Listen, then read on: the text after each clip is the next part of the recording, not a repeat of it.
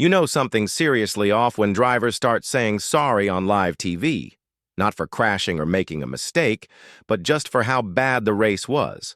That's exactly what played out at the 2025 Monaco Grand Prix, an event that's supposed to represent the height of Formula One class and prestige. Instead, the whole world witnessed a race that felt like it had been designed for a video game. And not in a good way. The Monaco GP has always been known for its glamour, tight corners, and scenic views, but this time, it became the center of attention for all the wrong reasons. What fans expected to be a thrilling competition between the best drivers on the planet turned into a painfully slow and heavily scripted display. It wasn't a contest of speed or skill. It was more like watching drivers tiptoe around, following an invisible strategy book. The crowd didn't get a battle. They got a demonstration in how to ruin a race by being too clever for your own good. With cars crawling along on purpose just to make pit strategies work and overtaking practically non-existent, even die-hard fans were left shaking their heads. The real shock? This wasn't a fluke. It was completely by design. Teams took advantage of new race rules meant to increase excitement, but instead turned the entire event into a gridlock game of chess. People are now genuinely asking, has F1's most famous race become its biggest headache? In this video, we break down exactly what led to this embarrassment and what it means for the future of the sport. The 2025 Monaco Grand Prix was originally meant to highlight everything that makes Formula One special: cutting-edge technology, precise driving, and timeless elegance. But what the world saw instead was a painful reminder that not all traditions age well. For years, Monaco has been the crown jewel on the F1 calendar, a place where history and speed meet. But after this year, many are starting to wonder if that reputation still holds any weight. In response to years of criticism about how difficult it is to pass on this tight street track, F1 officials decided to shake things up. They added a mandatory two-stop rule, thinking it would bring more excitement, more movement in the field, more changes in strategy, and maybe even a few surprises. On paper, the idea sounded solid. In practice, it was a disaster.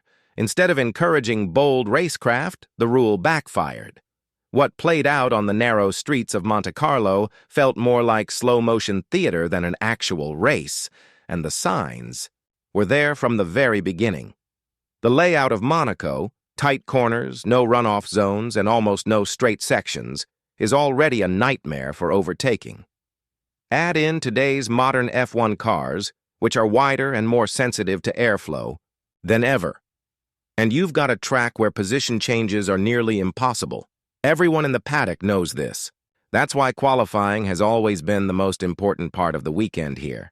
But with the new rule forcing drivers to pit twice, strategy didn't just play a part. It took over the entire show. Teams quickly picked up on the loophole.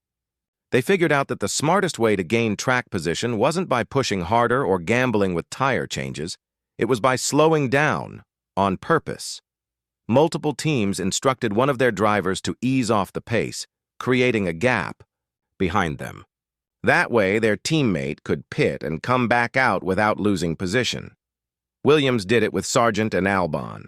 RB used the same method with Isaac Hadjar holding up the pack, so Liam Lawson could gain from it. The plan was legal. That's the part that stings. But it completely took the spirit out of the race. This wasn't sharp thinking or tactical brilliance. It was blocking traffic to hand an advantage to someone else. And the result? A race that looked more like a joke than a genuine contest. Things got so absurd that at one point, George Russell, stuck behind a slow-moving Albon, cut the chicane just to keep his momentum. He didn't give the position back. His reasoning? He claimed he had no other choice if he wanted to avoid a collision. The stewards weren't buying it and hit him with a drive-through penalty. But even then, Russell wasn't angry. He was just fed up. In a brutally honest post-race quote, he said, "At one point I just thought, whatever. I wasn't going to finish anywhere decent anyway." That line summed up the mood in the pit lane. It wasn't just Russell. Almost every driver seemed more frustrated than focused. Even the sport's biggest names didn't hold back. Max Verstappen, the reigning world champion, made his feelings clear, and they weren't kind. He made a pit stop from the lead late in the race, fully aware it wouldn't affect his finishing position at all. Afterward, he said bluntly, "You can't race. Here anyway. 1 stop or 10 stops, it changes nothing. I could have come in 4 times and still ended up 4th. That wasn't an exaggeration. It was a reality check. Max even joked about turning the whole race into a cartoon, sarcastically suggesting they should bolt toy weapons onto the cars and start throwing bananas like it's some arcade game. When world champions resort to dry humor to express how ridiculous things have become, you know something is seriously broken. It wasn't just the drivers either. Even team bosses and strategists, the people who usually defend their tactics to the last breath, seemed uncomfortable. James Vowles from Williams didn't sugarcoat it. He admitted, "This isn't the way we want to race." Toto Wolff, Mercedes team principal, didn't even speak. He just shook his head on camera, and that silence said more than words ever could. And then there was Jenson Button, former world champ, now a pundit. On live TV, he said, "The drivers are embarrassed. You grow up dreaming of racing in Formula One. Then you get to Monaco, and your job is to drive slow on purpose to help your teammate?" It was harsh, but it was also the truth. The harsh reality is that Monaco no longer represents what Formula One stands for, at least not on the racing front. Gone are the moments of wheel-to-wheel risk, precise overtakes, or bold strategy plays. What's left is a parade of high-performance cars locked into place, with strategy boards replacing raw driving talent as the biggest factor. Charles Leclerc did everything he could to bring excitement back in the final laps. He pushed hard behind Lando Norris, who was carefully managing his tires while holding off 2 Ferraris and a quiet but ever-present Verstappen. But no matter how hard Leclerc tried, there was just no room to make a move. Not unless he was willing to risk crashing out. The tension was there, but the actual racing wasn't. McLaren's win, their first in Monaco since 2008, should have been a massive moment. And for Lando Norris, it was still special. He kept his cool under enormous pressure and earned that victory. But even he admitted that it wasn't exactly thrilling. In the post-race interview, he said, "A win is a win, especially in Monaco. But yeah, I was nervous. Nervous, not because of on-track chaos, but because of how little room there was to fight or defend. And that's the bigger problem.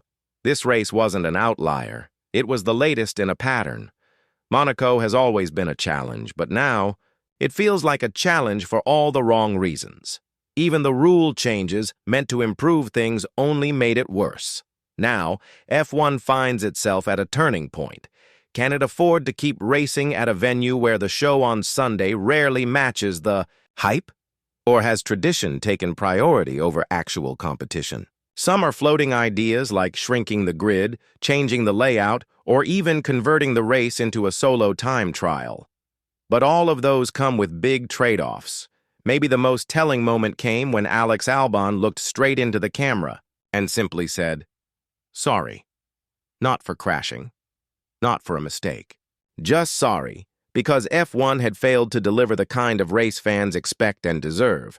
That single word might be the most honest thing said all weekend.